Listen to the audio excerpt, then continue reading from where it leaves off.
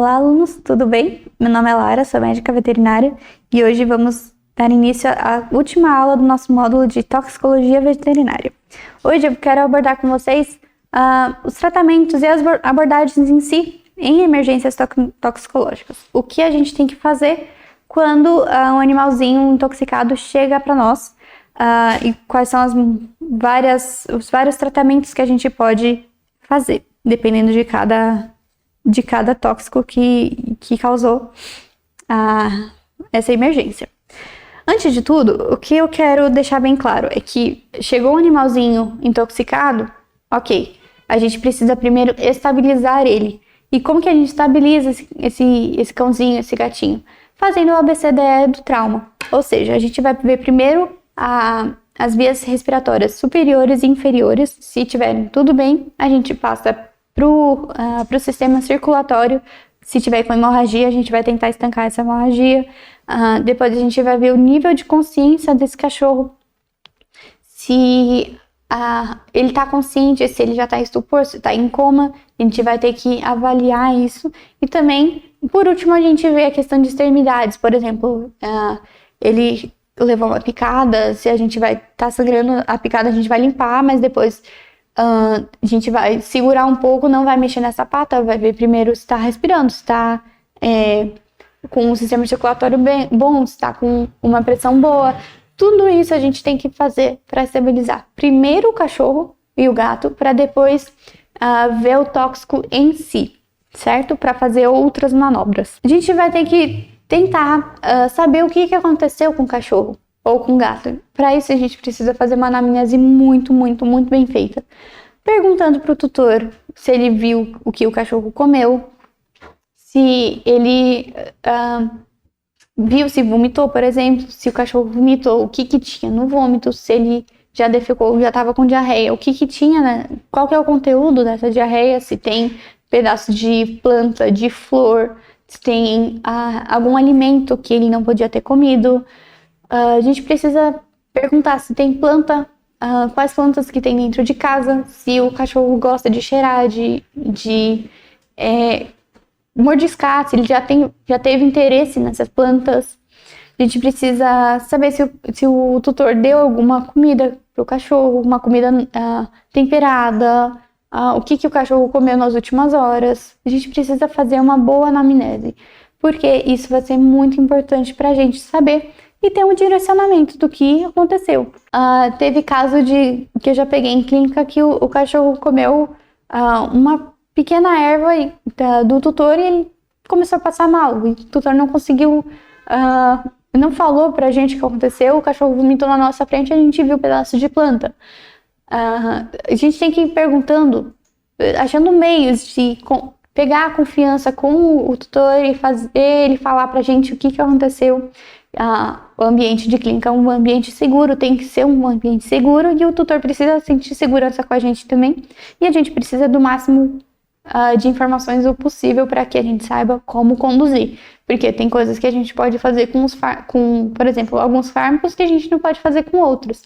A gente precisa ir trilhando um caminho até chegar nas suspeitas, no mínimo de suspeitas possíveis, para a gente começar um tratamento certinho para aquela intoxicação. A gente precisa perguntar quanto tempo se passou desde que ele comeu tal coisa, ou então que ele foi picado. O tempo é muito importante para a gente saber como que a gente vai tratar aquele cachorro, se a gente vai precisar, se a gente ainda pode, se tem tempo ainda de induzir o vômito, ou se a gente já pode passar para uma outra fase. Qual via de exposição que foi acometida, se o cachorro ingeriu via oral medicamento ou então a planta, se ele inalou algum tóxico, se for por via cutânea, se foi alguma coisa que ele se encostou e ficou com reação alérgica cutânea, a gente precisa saber isso também. Alguns tóxicos, se ingeridos, eles causam alguma coisa, se eles são inalados, eles geram outra coisa, então a gente precisa saber e fazer um diagnóstico diferencial. Então, pegar todas as plantas, todos os medicamentos, todos os animais que causam animais venenosos que podem causar tais sintomas, colocar no papel e ir eliminando aos poucos até ter 3, 4 suspeitas. E depois a gente já começa o tratamento para aquela coisa em si. A gente primeiro faz um tratamento completo geral, pelo menos estabiliza o cachorro e o gato, e depois a gente parte para o tratamento daquele tóxico em si. Falando um pouquinho de intoxicações orais. O que a gente faz quando o cachorro se intoxica por via oral? Primeira coisa que a gente pode fazer é a indução ao vômito. A indução ao vômito a gente faz de 1 a 2 horas após a exposição. Se passar de 2 horas, em geral, o tóxico já foi absorvido, já passou pro estômago e já está sendo absorvido pela mucosa gástrica. O que acontece muito, tá? Então, se um animalzinho comer uma planta, comer um medicamento, comer alguma comida que não deveria, corre pro veterinário e fala, tem menos de 2 horas isso, a gente vai tentar induzir o vômito, se puder, claro. A gente vai tentar induzir o vômito para diminuir ainda mais essa absorção gástrica. A indução ao vômito, ele tem uma remoção de até 80% da coisa que gerou a intoxicação. Por exemplo, se for alimento, a gente consegue remover quase 80% dele. E o restante a gente faz com medicamento ou então com outros procedimentos. A indução ao vômito ela é utilizada para tóxicos não absorvidos ainda. Por isso que precisa ser até 2 horas. Contraindicação para essa técnica. Pacientes inconscientes ou então com coma ou em depressão, nível de consciência em depressão.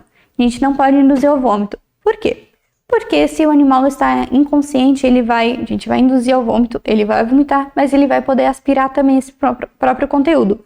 E ele pode gerar complicações respiratórias por conta disso. Ele nem estava com respiração ruim, mas se a gente induzir ao vômito com ele inconsciente ou então com depressão de consciência, ele vai inalar e aí vai ter mais um problema para a gente resolver. Sobre efeitos de fármacos anticonvulsivantes. Por quê? Se ele já está tomando um anticonvulsivante, é porque ele já teve convulsão. Se ele está com convulsão, ele não pode ser... A gente não pode induzir o vômito, justamente porque ele vai poder aspirar também. Durante a convulsão, o cachorro não tem consciência. Então, a gente não pode induzir o vômito num cachorro que já está tendo... ou que tem epilepsia, ou que já está tendo convulsão, episódios de convulsão. A gente não pode induzir ao vômito quando o tóxico é uma substância volátil. Por quê? Porque se a gente induzir ao vômito, aquilo vai volatilizar e o animal vai aspirar, vai gerar uma pneumonia por aspiração. É um outro problema que ele não tinha, mas que ele vai passar a ter. A gente não pode usar quando tem hidrocarbonetos, quando a solução é corrosiva, ácida ou cáustica. Por quê? É uma coisa básica. Se ele já engoliu, ele já danificou a mucosa do trato gastrointestinal, a boca, o esôfago, até o estômago. Aquilo lá é cáustico, aquilo vai machucando por onde ele vai passando, vai machucando toda a parede. Se a gente tentar induzir o vômito de novo, aquilo que já machucou quando entrou, quando for sair, vai machucar mais ainda, vai machucar mais ainda. Então, a gente, quando sabe que a solução é corrosiva, ácida, cáustica, a gente não induz ao vômito para não machucar mais ainda a parede do esôfago, do estômago, até a própria boca. E destilados e derivados de petróleo também a gente não faz isso, para não machucar mais ainda também o trato gastrointestinal. O que a gente pode usar para estimular esse vômito, para induzir esse vômito? Soluções orais. A gente pode usar solução hipersaturada de sódio. A gente vai colocar de 1 a 3 colheres de chá de sal, né? Num copo de água. A água tem que estar morna para induzir o vômito e a gente vai colocar para dentro do animal. Isso vai gerar uma náusea e ele vai vomitar. Só tem que tomar cuidado com animais pequenos ou filhotes, tanto de raças pequenas como filhotes em geral, por causa da intoxicação por sal. Como é uma quantidade de sal grande, eles podem ser intoxicados também por isso. Então, a gente tem que tomar muito cuidado.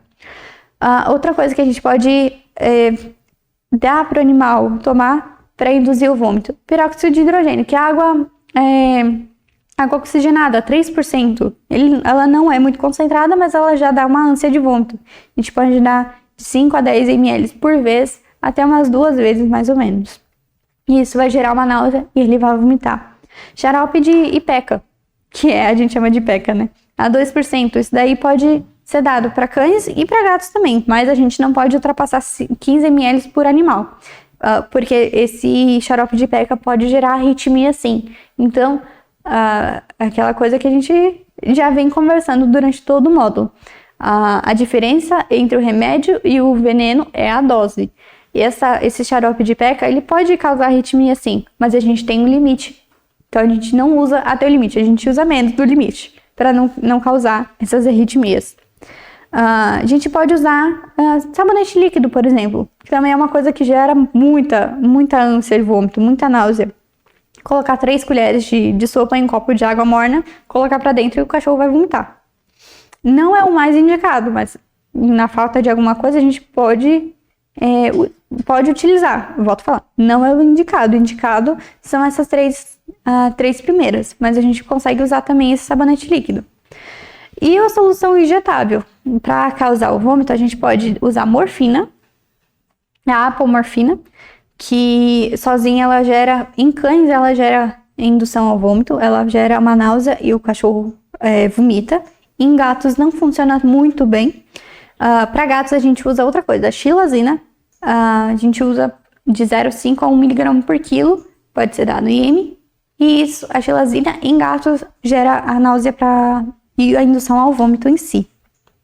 Mas tem que tomar muito cuidado com a xilazina, porque ela pode gerar, em vez da indução ao vômito, ela pode gerar depressão respiratória, bradicardia e pode gerar sedação também no gato. Então, tomar muito cuidado, sempre utilizar a menor dose possível para fazer essa indução ao vômito com solução injetável. Caso esses vômitos, a gente induza o vômito, o cachorro começou a vomitar muito, já jogou tudo fora, mas ele continua vomitando, a gente pode cortar esse vômito também. Na verdade, a gente tem que cortar, para não gerar uma desidratação desnecessária também. Para isso, a gente vai usar ondansetrona, metoclopramida e maroptan, que é o Cerenia. Isso se o cachorro continuar vomitando muito, tá? E a gente pode dar esses antieméticos sim. E também, para gastrite, que geralmente acontece depois dessa indução ao vômito até a lavagem gástrica, a gente entra com omeprazol e com sucralfato, que são... O omeprazol, ele vai diminuir a produção a liberação de suco gástrico, e o sucralfato, ele vai formar como se fosse uma película na parede do trato gastrointestinal, o que vai ajudar bastante na proteção em si, na recuperação de toda a mucosa, toda a parede. O segundo jeito de eliminar um tóxico do organismo do animal que foi ingerido é pela lavagem gástrica. Essa lavagem gástrica a gente pode fazer de 1 a 4 horas após a exposição. Ou, em casos que a gente não possa fazer indução ao vômito, a gente já parte direto para a lavagem gástrica. As vantagens dessa lavagem gástrica: quando tem contraindicação a indução ao vômito, e quando, por exemplo, o animal ingeriu substâncias cáusticas, por exemplo, a gente não pode induzir ao vômito. Então, a gente já passa direto para a lavagem gástrica. Ou então, outra vantagem dessa lavagem gástrica é quando o animal ingeriu uma partícula muito grande, alguma coisa muito grande, e não dá para voltar com a indução ao vômito, a gente já anestesia esse cachorro, esse gato, e já retira de vez, faz a retirada de vez dessas partículas, sem nova exposição no trato gastrointestinal. As desvantagens dessa técnica: ela necessita de uma anestesia geral, então qualquer anestesia tem seu risco, querendo ou não.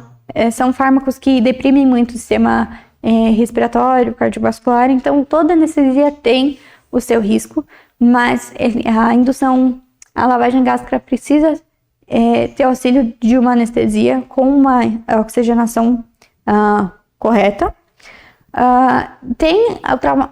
Existe o traumatismo da glote, do trato gastrointestinal, pela sonda, a gente utiliza a sonda endotraqueal, orotraqueal para fazer a oxigenação certinha, e também a sonda se precisar passar uma sonda até o estômago para lavagem gástrica em si, vai ter esse traumatismo da mucosa em si, sempre tem, mesmo que seja pouco, sempre tem. Substâncias voláteis não vão ser muito úteis, essa técnica não vai ser muito útil para substâncias voláteis, não é muito efetivo para fragmentos muito, muito, muito grandes, porque o fragmento grande vai passar com dificuldade, mas não vai voltar. E também, uma das desvantagens que tem dessa lavagem gástrica é a propulsão do conteúdo para o intestino. Quando a gente vai fazer a lavagem gástrica, tem chance do ato de fazer essa lavagem propulsionar esse conteúdo mais para o intestino em si. Aí a gente vai ter que partir para outras técnicas também. Essas são as desvantagens dessa técnica. Como que faz a lavagem gástrica? A gente vai ter que induzir o animal, anestesiar ele totalmente. A gente vai fazer a sondagem desse animal, vai deitar ele em decúbito lateral direito, com a cabeça mais baixa do que o estômago, porque a gente vai utilizar a gravidade a nosso favor. Então, a cabeça está aqui, o tórax está aqui. A gente vai anestesiar certinho, passar o tubo, inclinar ele um pouco para que o estômago esteja um pouco mais alto do que a cabeça, e a gente utiliza a gravidade a nosso favor. E a gente vai colocar direto no estômago solução fisiológica morna ou água morna também, porque é uma coisa que irrita o estômago e faz com que joga para fora o conteúdo. A gente vai fazer isso de 5 a 10 ml por quilo, e a gente vai fazer essa lavagem. Coloca água ou solução fisiológica no estômago, retira. Coloca de novo, retira. Isso até a água ou a solução fisiológica sair limpa do estômago. A gente precisa retirar tudo que tiver no estômago. Essa é a lavagem gástrica. E a gente pode usar o adsorvente também, que o adsorvente vai evitar dessas partículas se grudarem ou então serem absorvidas pela mucosa gástrica. Junto com esses adsorventes, a gente faz essa lavagem gástrica, porque daí, junto com o adsorvente, essas partículas se juntam e na lavagem tudo isso aí vai embora. Falando um pouquinho dos adsorventes. O mais comum utilizado na medicina veterinária é o carvão ativado. O que acontece com esse carvão ativado? As moléculas do tóxico, a substância tóxica, ela vai se ligar no carvão ativado, e isso vai impedir dessa toxina ser absorvida pela mucosa gástrica, pela parede. Então, literalmente, o carvão ativado se liga no tóxico, e junto com a lavagem gástrica vai embora, vai tudo embora, impedindo desse tóxico ser absorvido. Por isso que quando os nossos cachorros comem alguma coisa que não deveria, ou é intoxicado por algum pesticida, alguma coisa assim, a gente consegue, ou então até por medicamento, a gente já coloca o carvão ativado como uma das primeiras coisas que a gente faz. A gente já dá o carvão ativado para evitar desse tóxico ser absorvido, e aí a gente faz todo o procedimento. Se precisar induzir a vômito, a gente induz. Se precisar fazer a lavagem gástrica, a gente faz, já com carvão ativado, fazendo o papel dele, que é o de adsorvente. O que a gente vai fazer? Existem sachês pequenininhos vendidos em farmácia mesmo. A gente vai diluir 1 grama em 5 ml de água. A gente pode dar de 5 a 50 gramas por via oral desse carvão ativado. A gente pode repetir de 4 a 6 horas, mas a gente não pode usar por muito, muito tempo. No máximo 48 horas de uso desse carvão ativado. Por quê? Ele tende a desidratar também o animal. Então, se a gente utilizar mais de 48 horas, pode ter constipação, pode gerar uma constipação nesse animal. E a gente não quer isso. Então, carvão ativado, no máximo 48 horas de uso. Catárticos. O que a gente vai utilizar como catártico? O que é isso, na verdade? Eles vão auxiliar na eliminação desses tóxicos, dessas substâncias tóxicas. Eles são chamados de laxantes. Esses laxantes osmóticos, eles vai reduzir a absorção desse tóxico pela redução do tempo de de passagem dele pelo trato gastrointestinal. Como eles são laxantes, vai aumentar o peristaltismo desse intestino. Então vai eliminar muito mais rápido. O tóxico não vai ficar parado lá no intestino sendo absorvido. Ele vai ser eliminado rapidamente junto com as fezes. Existem 2 tipos de catárticos. Temos os salinos, que é o sulfato de sódio, o sulfato de magnésio, tomando cuidado que o sulfato de magnésio pode causar depressão no sistema nervoso central e também na função renal, e o hidróxido de magnésio. E também temos os açúcares, que é o mais utilizado. A gente pode usar a lactulose, que ela é muito boa, é um catártico muito bom e não tem problema a gente usar. A gente pode dar 1 ml a cada 4,5 kg, mais ou menos 2 vezes ao dia. É por via oral, ele é docinho e os cachorros geralmente gostam. A gente dá e eles ajudam a limpar o organismo. Existem 2 tipos de óleo que a gente pode usar também. O óleo vegetal, eles não são muito indicados. Por quê?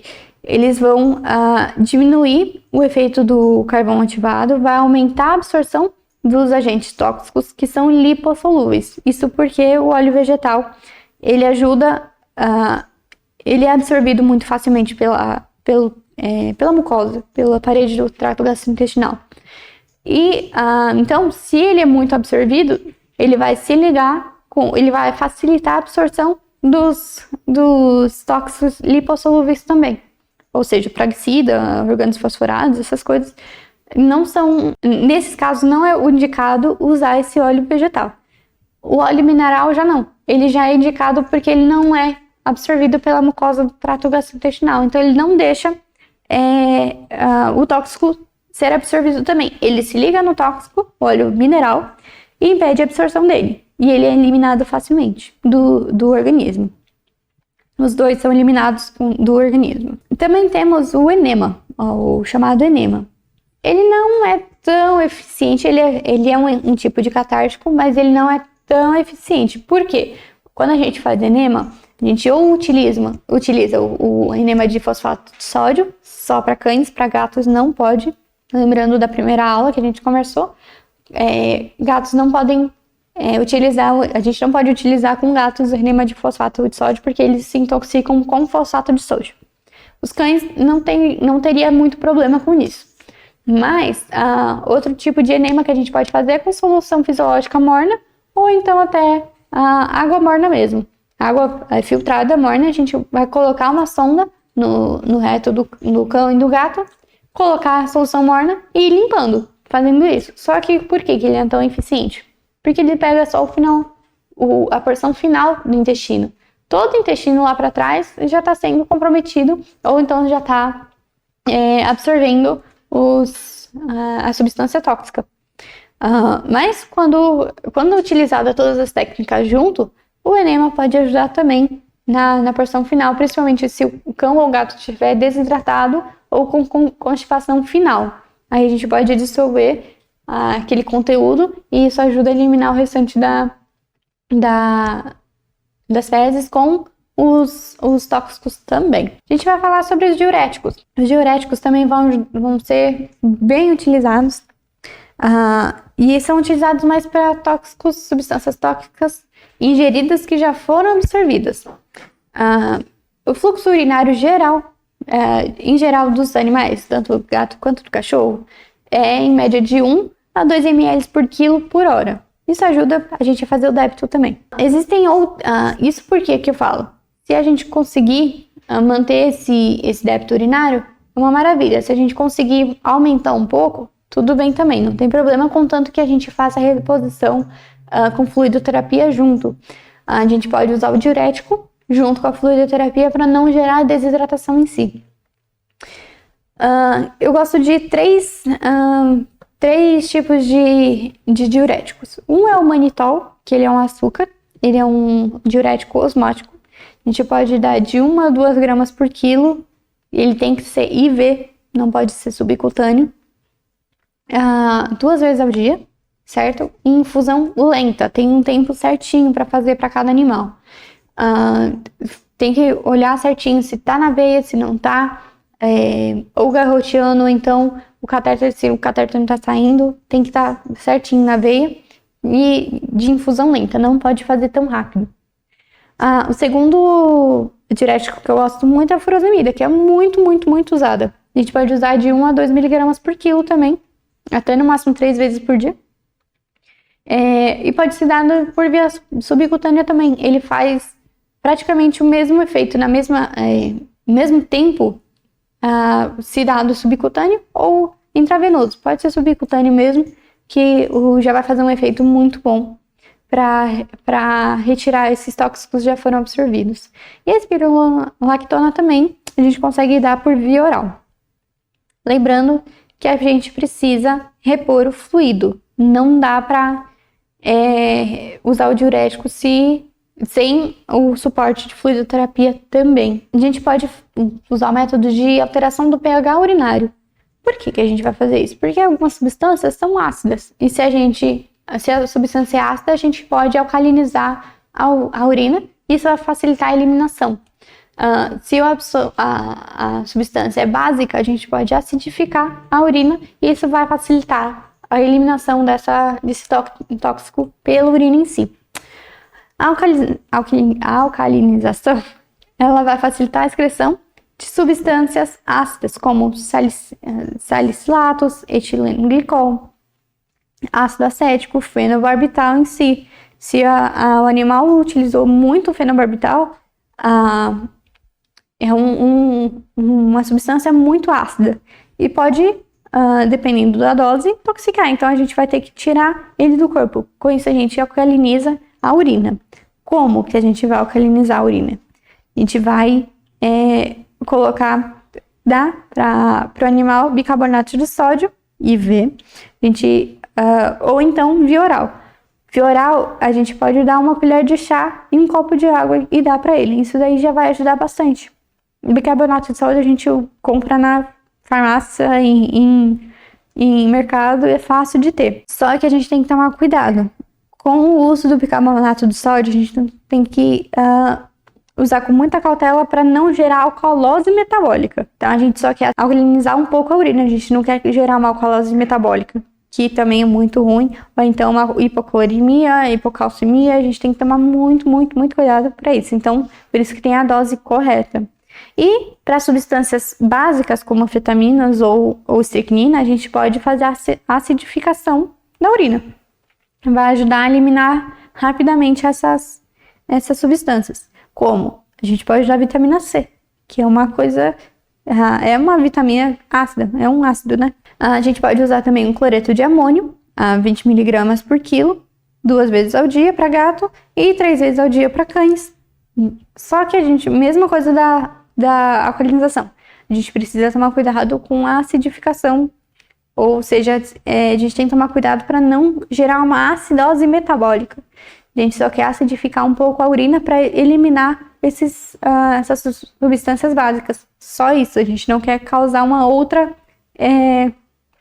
outro problema metabólico, que seria a acidose metabólica. Intoxicações cutâneas, como que a gente lida com elas? Basicamente, o banho é a melhor opção.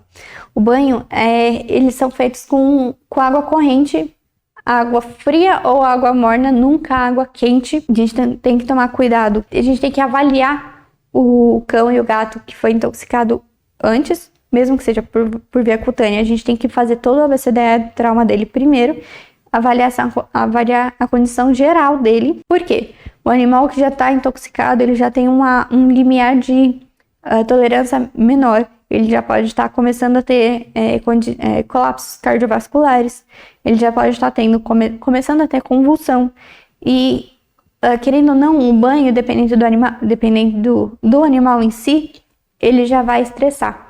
Então, a gente tem que tomar muito cuidado. Não é só colocar o cachorro na banheira e começar a dar banho. A gente precisa avaliar a condição dele toda para depois colocar ele no banho, certo? Então, a gente vai fazer vários banhos com água corrente, água morna ou água natural. A gente nunca vai usar a água em temperatura quente, porque quando a gente usa a água em temperatura muito quente, a pele tende a vasodilatar. Ela dilata e os vasos também vasodilatam. Quando dilata esses vasos, a toxina que está na pele, no subcutâneo, vai entrar nos vasos, vai ser mais fácil dele entrar na corrente sanguínea e isso vai ser ruim. Por isso que a gente não usa água quente, a gente usa água morna no máximo, ou então água natural. Quando a gente estiver falando de substâncias lipossolúveis, a gente pode utilizar sabão neutro, detergente neutro, detergente de cozinha, muitas vezes a gente pode usar shampoo neutro também, shampoo veterinário neutro. Por quê? Como eles são lipodiluentes, eles ajudam a quebrar a gordura, vai ajudar muito nas substâncias que já são oleosas, vai tirar muito mais fácil. A gente pode fazer uso desse sabão neutro, sim. Uma coisa muito importante, a gente vai precisar enxaguar muito bem. Várias vezes a gente vai ter que dar esses banhos, não é só um banho que funciona. Ou então diversos banhos no dia, ou então um banho todos os dias seguidos. E lembrar muito bem, lembrar de enxaguar muito bem e de secar muito bem. Só que o enxágue com água normal, a secagem dele tem que ser com secador em temperatura baixa, também não pode ser em temperatura muito alta, para não gerar mais alergia, não gerar mais queimação, e também para não vasodilatar e facilitar a entrada do tóxico na corrente sanguínea, ter a maior absorção, e também para não gerar o desconforto no animal. Então, a secagem tem que ser com temperaturas amenas. Lembrando disso também com toalhas, cuidado com o esfregar da pele em si, tanto durante o banho quanto durante a secagem, porque a pele já vai estar bem danificada, então a gente vai ter que ser muito, muito cuidadoso quando se trata de pele, tanto questão de banho quanto de pomada, e deixar o cachorro quietinho, não ficar pegando muito nele, evitar dele ficar lambendo, tipo, tirar a atenção dele daquele local, colocar talvez um cone elisabetano também ajuda, para que ele não fique se lambendo. Quando ele se lambe num local, ele se intoxicou via tópica, e ele continua lambendo, ele vai começar a se intoxicar também por via oral. Então a gente tem que limitar esse acesso dele à pele dele mesmo, para ele não se machucar e para ele não se intoxicar. Por via oral também. Eu queria fazer um resumo de alguns medicamentos, algumas substâncias que podem causar intoxicação nos animais, só para facilitar um pouquinho mais para vocês. Queria começar com os agentes causadores de insuficiência respiratória. Em geral, são os anticoagulantes esterásicos, substâncias cáusticas que vão gerar edema nos tecidos, toxinas crotálicas também, que vão gerar parada respiratória, e a toxina escorpiônica, que vai gerar o edema pulmonar. A estricnina vai gerar paralisia nos músculos da respiração. E para tudo isso, o tratamento qual é? A abordagem que a gente precisa fazer? É a oxigenação e, se precisar, a intubação orotraqueal. Então, quando se trata de insuficiência respiratória, o tratamento é a oxigenoterapia. Agentes que causam bradicardia. O que a gente viu que causa bradicardia? Os carbamatos, os organos fosforados, propanolol, que é um medicamento que é um beta-bloqueador, adrenérgico, ele vai reduzir a hipertensão, é muito utilizado aqui pelos humanos, mas também a gente usa nos animais quando preciso, só que em doses muito altas, ele vai causar uma bradicardia também. E o tratamento para essa bradicardia é literalmente a correção dessa bradicardia. Como? A gente vai usar a atropina, que é o sulfato de atropina. A gente usa a adrenalina pura, que é para melhorar essa bradicardia. Geralmente a adrenalina a gente usa mais em paradas cardíacas, mas nesse caso também na bradicardia a gente pode ter uma recuperação boa. E o gluconato de cálcio também vai ajudar bastante nessa bradicardia. Agora o contrário, os agentes que causam ataque cardíaco: cloracetato de sódio, anfetamina, cocaína, atropina, que a gente acabou de ver como tratamento, e a teofilina. São alguns fármacos e substâncias que causam esse ataque cardíaco, que a gente tem que diminuir também, porque a taquicardia não é boa pro organismo, sim, assim como a bradicardia também não é. Fibrilação ventricular. O que causa a fibrilação ventricular? fluoracetato de sódio também causa isso, anfetamina, cocaína.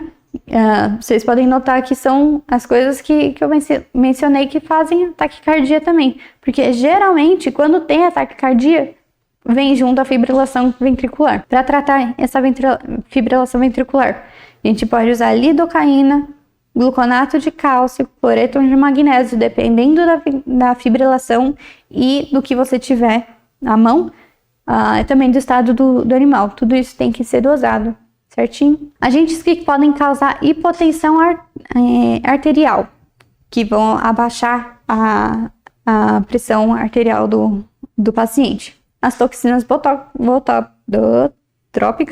crotálica, os beta-bloqueadores, que é o propanolol, o atenolol. E como tratamento dessa hipotensão arterial, a gente pode usar a fluidoterapia. A gente pode fazer um tratamento rápido com esse fluido. A gente pode colocar uma dose alta em poucos minutos para ver se melhora essa fluidoterapia. A gente pode usar as drogas vasoativas, como noradrenalina, dopamina, adrenalina em si dá para dar também. A dobutamina também ajuda. Então, a gente vai precisar tentar corrigir primeiro com fluidoterapia para depois fazer essa infusão de vasos ativos. Agora, ao contrário, hipertensão. Como que a gente trata? O que causa essa hipertensão e como que a gente vai tratar? O que causa? É basicamente o que causa taquicardia, que é a anfetamina, a cocaína e a cafeína.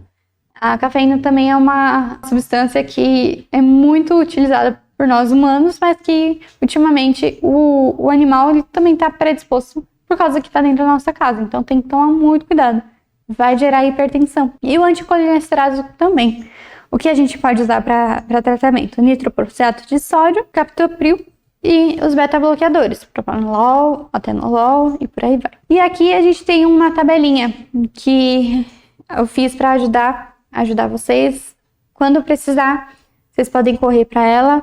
Aqui mostra a toxina, o antídoto dessa toxina, ou então o tratamento e a dose desse tratamento, certo? O paracetamol a gente vai usar muitas vezes a acetilcisteína, que aqui tem a dose de início e a dose de manutenção. Por quê? A acetilcisteína ela vai ajudar a metabolizar esse paracetamol, essa toxina. De início a gente faz 140 mg por quilo e depois a manutenção a gente pode fazer com 10 mg por quilo mesmo, diminuindo a dose só para manter. Essa dose de ataque ela é alta mesmo, justamente para inibir, para tentar biotransformar essas drogas de forma rápida. Diclofenaco de sódio a gente pode fazer a indução ao vômito ou a lavagem gástrica, e também pode ser usado o carvão ativado, o ácido acetilsalicílico e o ibuprofeno, o AAS e o ibuprofeno. A gente pode usar os eméticos, que é a indução ao vômito, o carvão ativado, os catárticos, a gente pode fazer uso também. Os rodenticidas, como a gente falou, os raticidas, que são anticoagulantes. O antídoto é a vitamina K e o suporte também, claro. Mas o antídoto para isso é a vitamina K1. A gente vai dar a dose de 1 a 2,5 mg por quilo. Carbamatos e organos fosforados. A gente vai usar a atropina, porque eles vão atuar no sistema parasimpático. A atropina vai melhorar essa sintomatologia parasimpática. Organo clorado, a gente vai usar carvão ativado. O cartático também, para eliminar. Lembrando que o organo clorado, todos eles são proibidos aqui no Brasil. A estricnina, que é um rodenticida também, a gente vai usar o diazepam se o animal estiver convulsionando. Lembra que a estricnina ela pode matar até 2 horas depois da ingestão.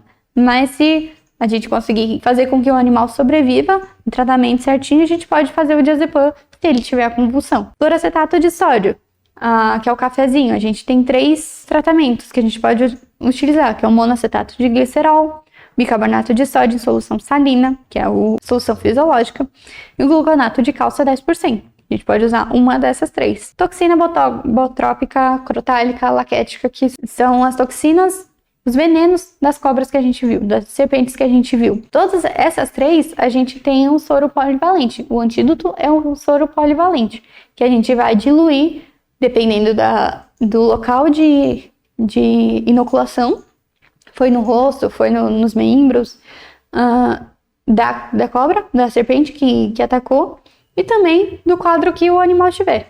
Tudo isso vai estar descrito atrás no rótulo desse soro polivalente, a quantidade de ampolas que o cachorro vai precisar e a quantidade de soro que ele vai precisar também, de fluido que ele vai precisar. A gente vai colocar a quantidade certinha de soro dentro da solução fisiológica e a gente vai infundir metade em soro subcutâneo e metade intravenoso. Vou ficando por aqui, eu espero que vocês tenham gostado muito desse módulo, que tenha ajudado vocês a conhecer mais dos animais e das plantas, dos medicamentos, das comidas que os animais não podem comer, nossos cães, nossos gatos, que eles não podem chegar perto, não podem comer, não podem ingerir. E também espero que vocês tenham aproveitado e aprendido como fazer, quais são as abordagens que a gente pode ter, os manejos que a gente tem que ter quando aparecem esses casos pra gente nas nossas clínicas. E também espero que vocês, tutores, assim como eu sou tutora de uma gatinha, espero que vocês tenham aprendido e espero que tenha sido proveitoso para vocês saberem quais são os medicamentos que a gente não pode dar, quais são os alimentos que a gente não pode dar para o nosso gato, para o nosso cachorro, quais são as plantas que a gente tem dentro de casa, que a gente pode ter, mas tem que tomar cuidado para nossos gatinhos, nossos cachorrinhos não chegarem perto ou não comerem, não ingerirem parte dessas plantas. Quais animais que são mais perigosos, que também estão perto da nossa casa, e também as abordagens que muitas vezes a gente consegue fazer em casa, por exemplo, a indução ao vômito a gente consegue muitas vezes fazer em casa mesmo, mas sempre lembrando que assim que você notar que seu cachorro, seu gato está passando mal, correr para o veterinário, porque é o mais indicado. No veterinário, na clínica, vai ter tudo o que precisa, todo o suporte que seu cãozinho, seu gatinho vai precisar, e é muito importante ter o respaldo dos veterinários para fazer qualquer ação. Então, nunca haja sozinho, sem primeiro perguntar para um veterinário o que você pode fazer ou não, tá bom? Te encontro no próximo módulo.